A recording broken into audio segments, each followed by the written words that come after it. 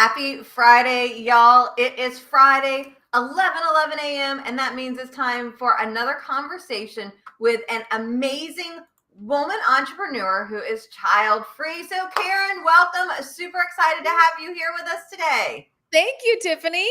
And we're going to switch us around a little bit, y'all, so that our names are near us. So, Karen, super excited to have you joining us today.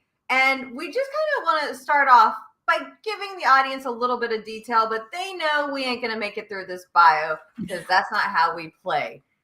And if I had a rhyme to go with that, it would be, oh, that's not how we play on Friday. I don't know. All right, I like that on Friday.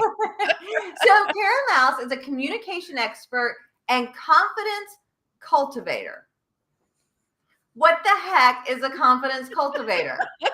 Yeah, that's as far as we get in the bio, y'all. We made it in 1, 2, 3, 4, 5, 7 words today. That may be a new record.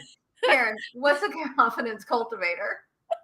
I think it was the best thing that we could find that was alliteration that really matched ultimately. So I just have to say first, I was stuck in a boardroom a number of years ago where I could not get the words out and my stomach was in my throat and my boss actually had to shut down the meeting. It was mortifying. Oh my. And she pulled me aside afterwards. She goes, Karen, you didn't trust your gut. You could have just tabled the meeting. And I remember thinking two things. Number one, what?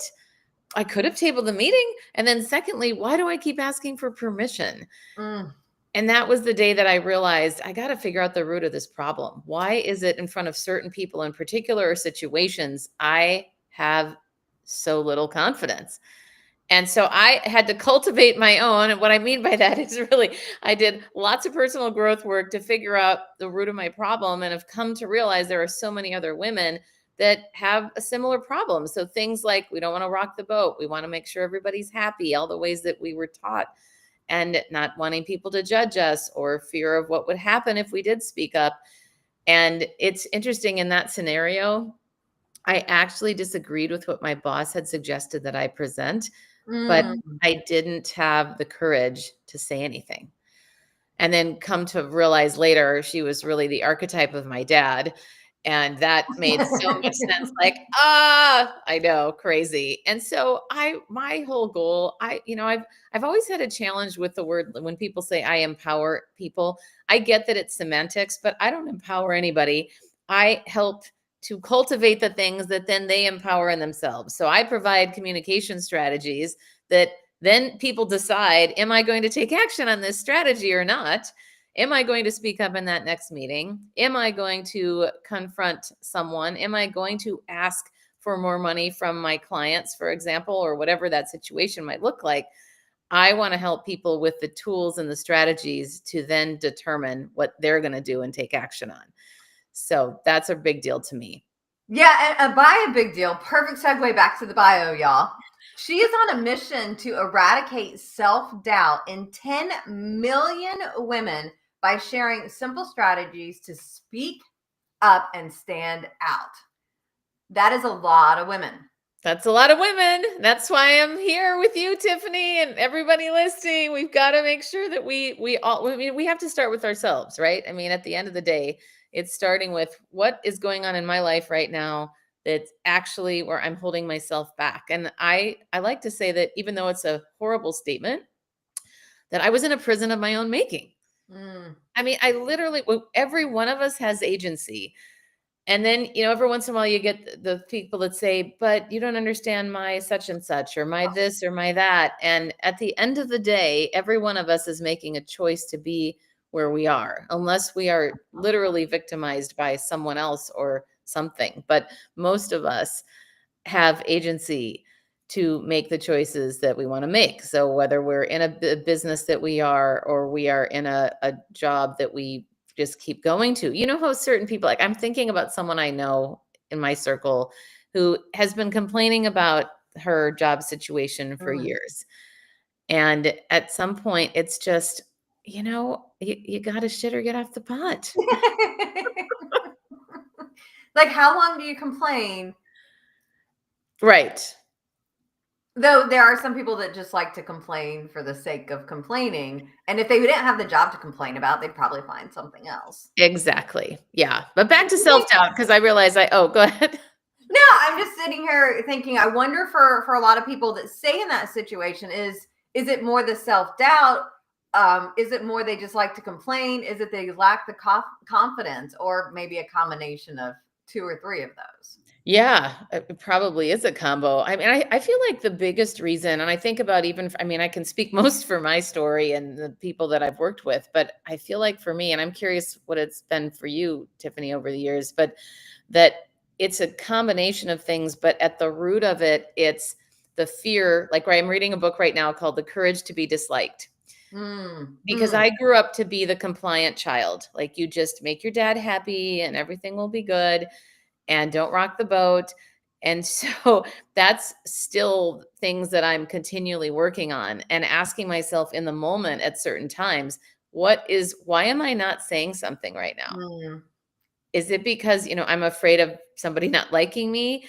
Is it am I afraid, like, then what will happen? And I think that's actually a really good exercise, like peeling back the layers of the why. I think they call it the 5 layers of why or something. oh. Um, anyhow, there's some process around it, but somebody made up something and, everybody's talking about it now. So anyhow, asking yourself, yeah, well, why am I doing that or not doing that? And then you get to that answer. Well, then why am I not doing that? And it's interesting. I actually did this exercise when I started my business 5 years ago, and trying to figure out all the marketing stuff, like all of us entrepreneurs are trying to figure out, like, who am I serving? What am I doing? And as I kept peeling back the layers, well, I want to help women be more confident. Well, why? Well, I want to help them with getting rid of self-doubt. Well, why? And the more I kept peeling back the layers, at the end of the day, it was about people being free. Mm, And so when I say eradicate self-doubt, I recognize, like, I'm not under some illusion or delusion that I'm going to be fully eradicating. My goal is and how I define that is that I don't want to be anybody to be in a situation like me, holding back when I wanted to speak up, but was too afraid to do it because of what my boss might do. And that's when I realized, oh my gosh, when I realized she was the archetype of my dad, it all made sense. Because of course, all of us are patterned by the things that how we grew up. So that was a very important lesson for me. wow. Yeah, it is. It's so interesting how all of it plays a part. And I have like 6 questions that I want to ask you. And I'm trying to decide which direction that I want to go. But I think I'll give you two, and you can decide which you want to answer Ooh, first. Or giving maybe me you can agency. I get yeah. choice. Yeah, you have a choice. And here the funny thing is like, and if you don't like the questions, you just go a different way. It's interesting. All right, so I'm totally sidetracked. Now we're on a Tiffanie tangent, I like to call them.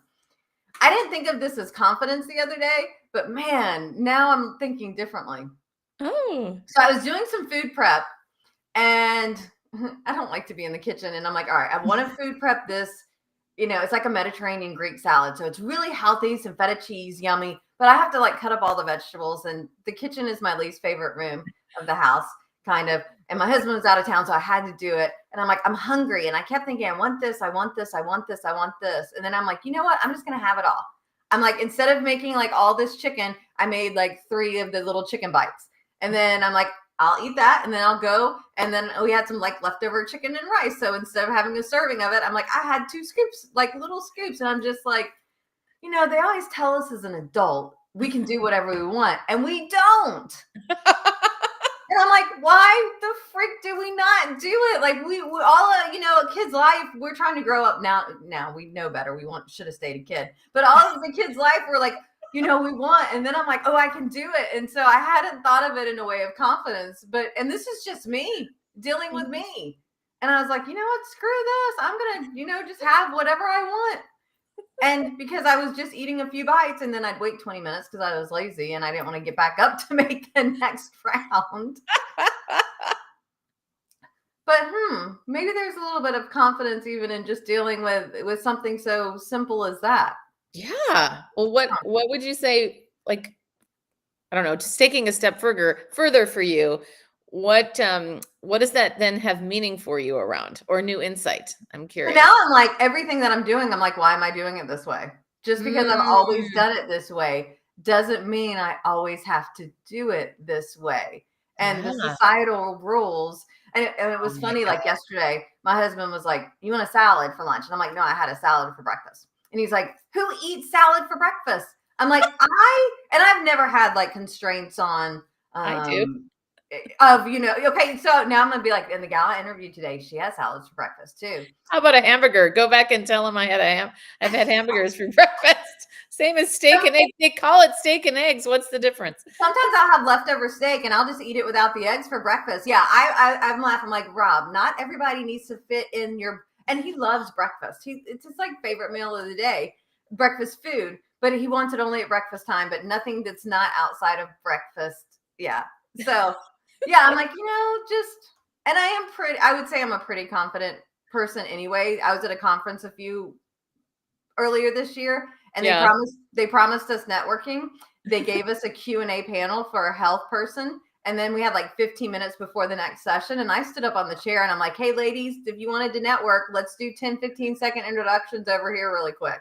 That's awesome. I'm like, they promised it, they didn't give it to us. So The fact that you stood on a chair, no less, it's not just like you went up to the room, but well, stood on the I'm chair. 5'4".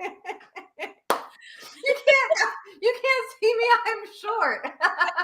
I'm gonna use that tip next time. Let's just go from like I from holding back, not just to speaking up, but speaking up on a chair.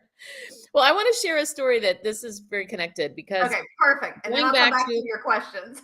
okay, yeah. So going back to what's not on the menu, I think this is a really, really great thing of, or the hey, I've always done it this way, or we just think about, we're so conditioned socially to do things based on what the rules have been. And I remember going on vacation at Jackson Hole, Wyoming, and I had never been there before. And people kept saying, you have to go on the gondola ride and then Mm. get a waffle up top. I'm thinking, a waffle up top. And this was in the summer. It wasn't breakfast time. And I'm thinking, this is so strange. Okay. So I get to the top, and sure enough, there was one establishment. It is a waffle shop. They have 4 waffles and hot chocolate and coffee. So you go up to the counter and you order like at Starbucks or something. And then my friends had already gone before me. So they were sitting down eating their waffles when I got to sit with them. But this was after I was at the counter. I saw 4 flavors and I said, well, I really want to have Nutella and brown sugar. And I asked for that. And she said, oh, that's fine. She just mixed them. So when I got to my friends sitting down, they went, what kind did you get? I said, oh, I got brown sugar and Nutella. And they were shocked. They said, what? That wasn't on the menu. That's what we would have done. But we each got one and then split them. But now we have different food. And I was laughing, going, sometimes you got to ask for things that aren't on the menu. And I'm talking a heck of a lot more about waffles, or more than waffles for sure. Yeah, But so yeah. often, we don't do that. Like one of my favorite quotes is, every wall is a door. And I remember at first I heard that, I went, what? And I feel like that is such an apropos quote for so many things in life. We look at something that looks like a closed door or not a door at all, Mhm. and yet, where could we create opportunity? And so many of us here, just like you and me, we're entrepreneurs, and there's nothing more exhilarating than creating, in my mind. Yeah. So, yeah, Love it, love it, love it. we got All to right. ask. Okay. So the question you get to choose from first is, tell us about a client that you've helped, kind of their success, what you've been able to do for them, and or give us a simple strategy that we can use, because you said you have simple strategies to speak up and Yes. stand out. What's a simple Okay. strategy that we can use? We'll do that one. Okay. Okay. So, and I might give you 2. So the first one is how to stop rambling and get to the point. So Ooh. I like to call myself a recovering rambler. So this is something that I taught myself, as well as has worked for many, many clients. And it's super simple. First of all, you have to notice, you have to have the emotional intelligence to realize that you're getting off point, and that you might be sharing too much detail that's now getting lost, or your point is now getting lost. So you want to train yourself to pause. Just stop talking.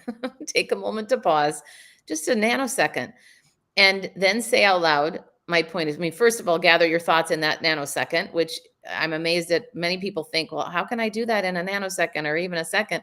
But we have great abilities in our minds to just, if we pause, then say out loud, my point is this. And that helps not only you recalibrate, but it helps all of your listeners, whether it's one person or several people, recalibrate as well, or even go, oh, she has a point. And let's face it, most of us we're all fighting everybody's attention spans. Mm. And like one of my mentors, Donald Miller, says, I love what he says, is that if we have to burn too many calories to figure out what your point is, we're going to tune out. And every single person that is listening to this has too many amazing ideas to not be heard, but we're not going to be heard if our point is getting messed up. And the US military has a term for it, bluff, bottom line up front. So remembering to, whether it's your email or whether it's your speaking, make sure that you have the point first, and then you can share a detail after that. But a lot of us think we have to give all the detail and then make the case to get to the point.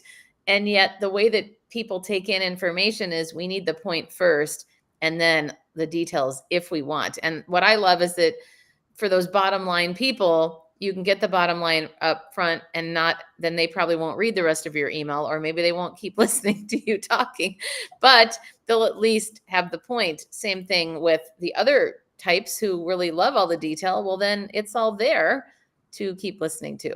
So that's one tip. I love that. And I certainly probably suffer from that and need to implement it because sometimes we just go. Do you find that it's the nervousness that causes us to get into the rambling, or is it the self-doubt? Why do we have a tendency to ramble? Yeah, I think it's a little bit of both. I think it's also like any of us, we have patterns, the way we operate as habits that I think we're also in part culturally conditioned. I know this is getting a little bit deeper and I have no research to back this up, but I do know that based on my experience, so many of us as women especially have fought to be heard or felt like we weren't being heard. So I know now this is very much speaking from my personal experience, but I remember being in a leadership group many years ago that really looked at the character issues like the issues, but also the things that we did well, but really looking at the underlying things of why do we do the things that we do and what the root of that was from. And I remember getting feedback from the group that my emails were really long and people were really honest and said I kind of tune out after a while. And the facilitator said, I'm with you in those emails, Karen, but what it reminds me of is a little girl who's just trying to desperately throwing as much out as she can for her dad to hear her and see her. So that's going obviously very deep, but that's certainly not everybody's story. But I do think that sometimes that might be one of the reasons is that we feel like we have to prove ourselves. And I see this in other genders as well, certainly thinking about men and how we all are subject to the data dump. Or when we're giving pitches to our clients, we always start with, well, here's all the things I've done. And I was just coaching a client on this yesterday, and it was a game changer for her because she was going to practice her pitch with me. And then she starts in with, will we? And I said, stop there. I don't care about you until I know how you're relevant to me. So we started with the whole idea of starting with what is the problem you solve? Like getting someone like, you know how annoying contracts are to write? Like that's what she helps people with. And then suddenly you go, yes, I do know how annoying that is. Tell me more. Can you help me with that? So there's another tip. Love it, y'all. And you did manage to answer both questions. Did you get that client success wrapping in? Brilliant. And I did want to mention, because you have a book, so you're talking to us about, your voice and being heard. So tell us a little bit about Trust Your Own Voice. Yes, it is a guidebook for growing your influence through confident communication. And I like to say that I wrote a book that I would read. I like the cliff notes. I like no fluff. I like the practical things. How can I use this and where can I use this? So it is all packed full with any type of communication situation you find yourself in. For example, it might be first, even just what is executive presence and what does that mean in our lives? Because it's defined so differently by different people. But things like what to do with your hands when you're speaking, or your eyes, or your posture, and it's filled with stories. And in fact, this just came in about a week ago, and it was so touching. A woman who I don't even know that well said, I have to admit, when I saw your book, I thought it was just going to be another boring guidebook. I'm so glad she had something positive to say after that. And in fact, this was really funny because it was somebody I met in person for the first time, and she handed me back my book. She goes, I want to give your book back. I said, I don't know what this means. And that's when she said, I thought it wasn't, I thought it was going to be boring, but your stories captivated me and kept me the whole time. And she said, I only give books back that I love so that they Mm. can be passed on to other people. It was very, Aw, very touching. that's Yeah. sweet. Yeah. So it's things like how to have difficult conversations. It's what to say. There's lots of sentence prompts in there. What to Mm. say when, or if they say this, then you say that. Not terribly scripted, but just ideas. Because what I find in my work is so many people, like I too, like, how do I say that? What do I say? Ooh, I should try that. And I'll give another tip. One of my favorites is, how does that land for you? Mm. And it's so simple. One of my clients just won a $10,000 contract because she told herself to shut up and not say anything until there was a little more pause. And then she said, how does that land for you? This is especially good when right after you give your price points, you still want to pause, like they teach in negotiation skills. But I have found, for me, in one particular case, I got a $25,000 gig because of that. Maybe not just that, but I stopped and I could tell there was a long dramatic pause. And then I said, how does that land for you? Which allowed her, what I find is that it gives people permission to say back how they feel about your prices, or if it's way off, or if it's right on. And that has, to me, that is the bridge to have just better, more transparent conversations. Wow, I really love that. It just gives it that it's a conversation, not give me your money. Love it, Mhm. love it, love it.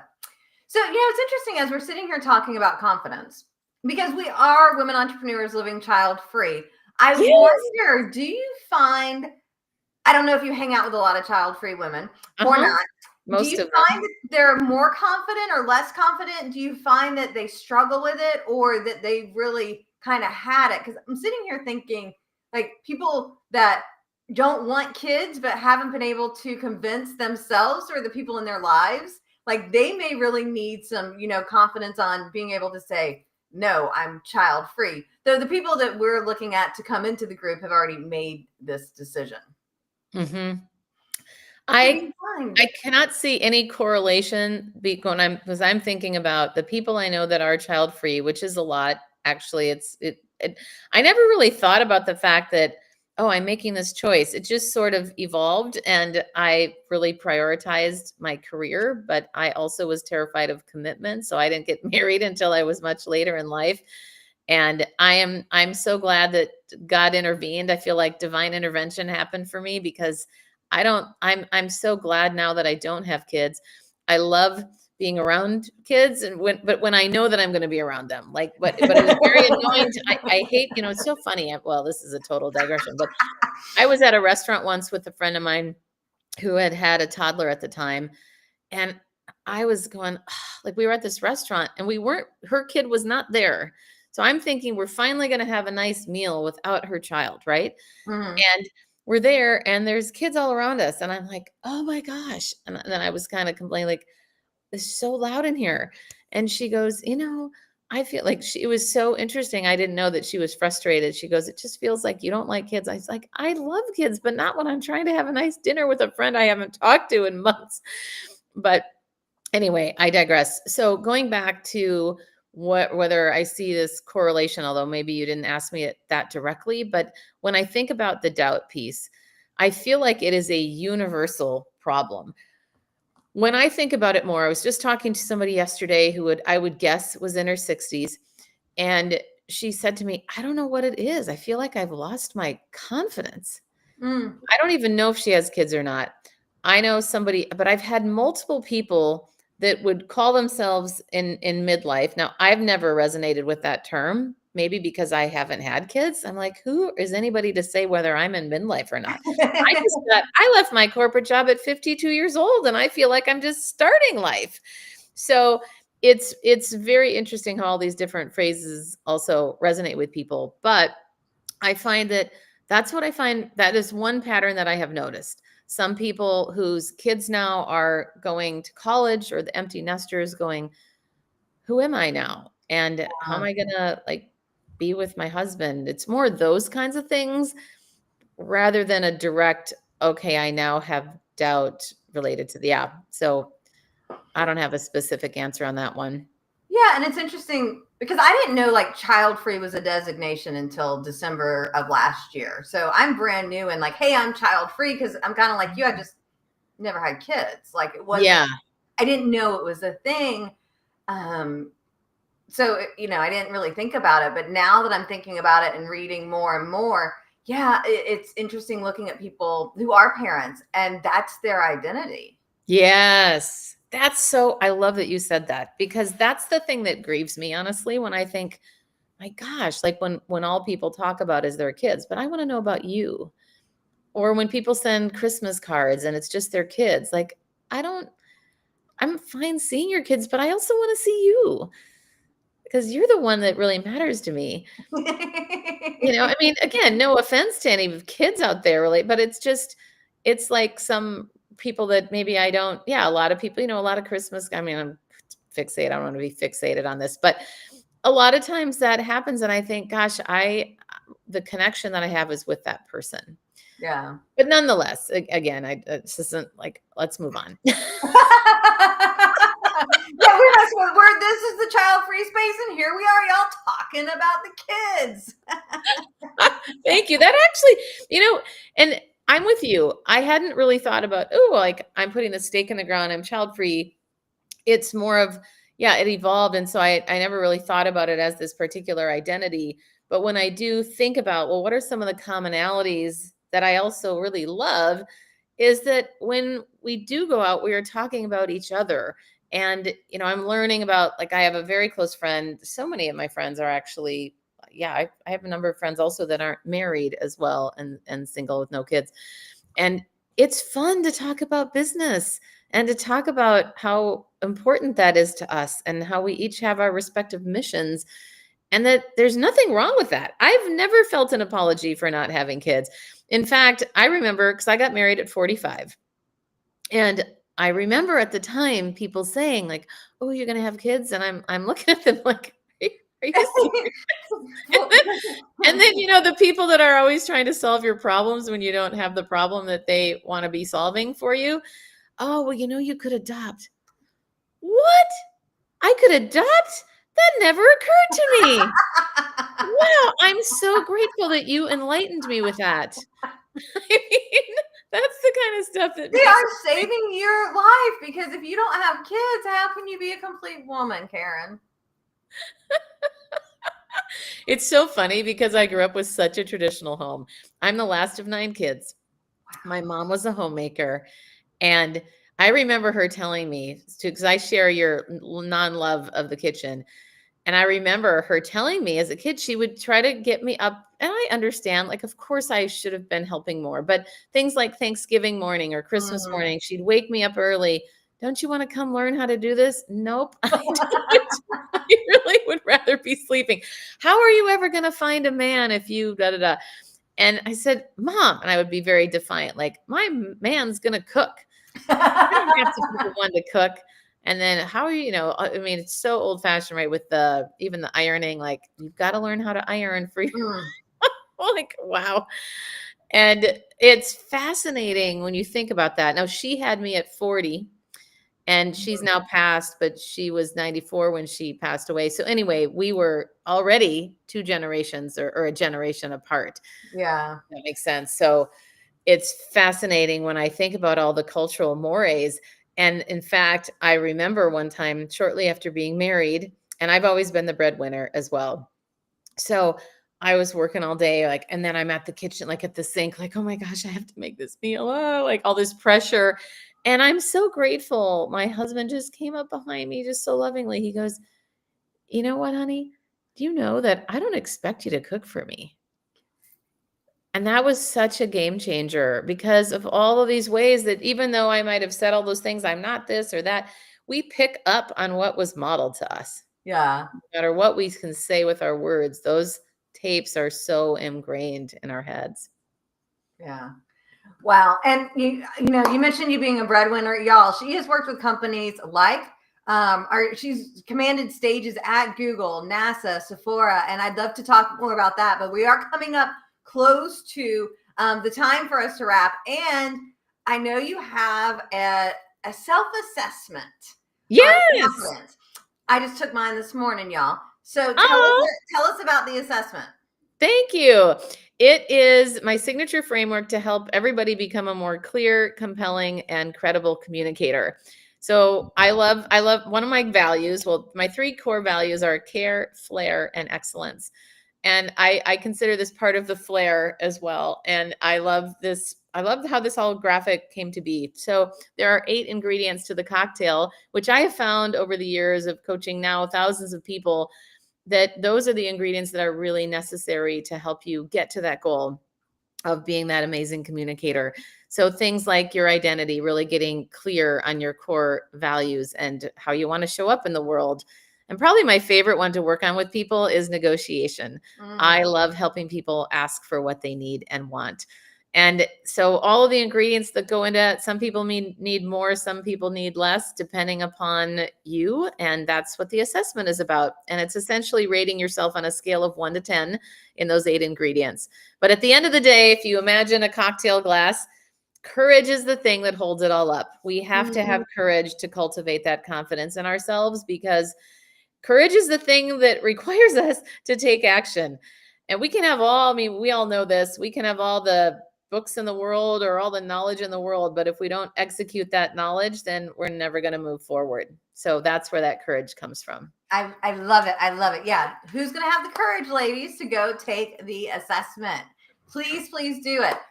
You can go. It's KarenLaos.com/confidence-cocktail-FB.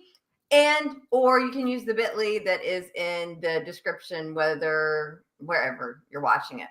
Go do that. Let us know how it goes. So, Karen, I'm assuming that we can find you on your website.